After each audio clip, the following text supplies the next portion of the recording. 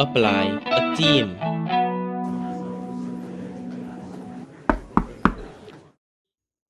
Een thema is een set van kleuren, lettertypen en speciale effecten.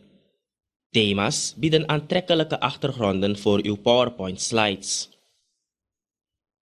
Kies de Design tab.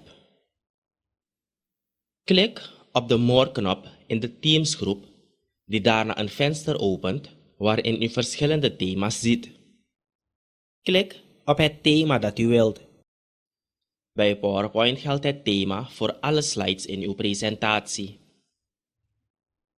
U kan een dramatische effect toevoegen aan uw thema door het toepassen van een achtergrond. Kies de Design tab. Klik op de Background Styles knop.